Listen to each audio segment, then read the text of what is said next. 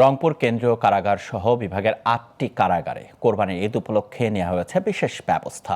কারাবন্দীদের সাথে দেখা করতে স্বজনদের উপচে পড়া ভিড়। আর বাড়ির রান্না করা খাবার দ্রুত কারাবন্দীদের কাছে পৌঁছে দিতে পেরে খুশি স্বজনরা। ঈদকে ঘিরে বিশেষ সাক্ষাৎ সহ বন্দীদের স্বজনদের ফুল দিয়ে বরণ ও মিষ্টিমুখ করানো সহ বিভিন্ন উদ্যোগ নিয়েছে কারা কর্তৃপক্ষ। রংপুর থেকে আব্দুর রহমান রাসেলের তথ্যচিত্রে ডেস্ক রিপোর্ট। অন্য 10 দিনের মতো নয় ঈদের দিন, এদিন কারাগারেও থাকে উৎসবের আমেজ। কারাবন্দীদের জন্য আয়োজন করা হয় উন্নত মানের বিশেষ খাবারের। রংপুর কেন্দ্রীয় কারাগারে স্বজনদের ছাড়াই ঈদ কাটিয়েছে কারাবন্দীরা। বাড়ি থেকে রান্না করা খাবার পৌঁছে দেন স্বজনরা। কারাবন্দীদের সাথে সাক্ষাৎ করতে পেরে উচ্ছ্বসিত তারা। এই ছেলে আমার বাইরে থেকে খাবার দিলাম আজকে। বাসার খাবার দিতে পেরে তো ভালো লাগতেছে যে না একটু বাসা আমরা যা খাইছি উনিও তা খাবে। আমরা কারাগারের ভেতরে থেকে সুন্দরভাবে ঈদ উদযাপন করতে পারতেছি। জেলটা আগের থেকে অনেক পরিবর্তন, অনেক কিছুই ভালো।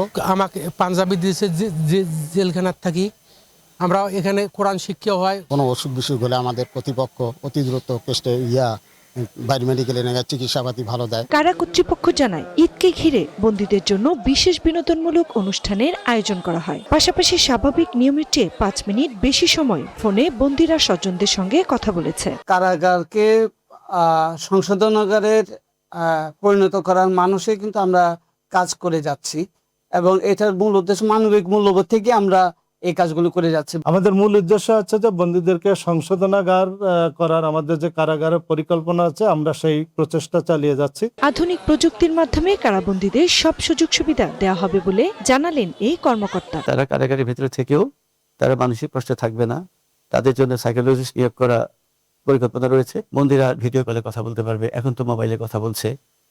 তারপরে আপনার এই যে প্রত্যেকটা বিল্ডিং এর নিচে কিন্তু আমরা ওই আলাদা করে মোবাইল সেট আধুনিক দেওয়া হয়েছে। রংপুর কেন্দ্রীয় কারাগারে 1133 জন সহ বিভাগের মোট 8টি কারাগারে বর্তমানে কারাবন্দী রয়েছে 4900 জন। Global television news desk.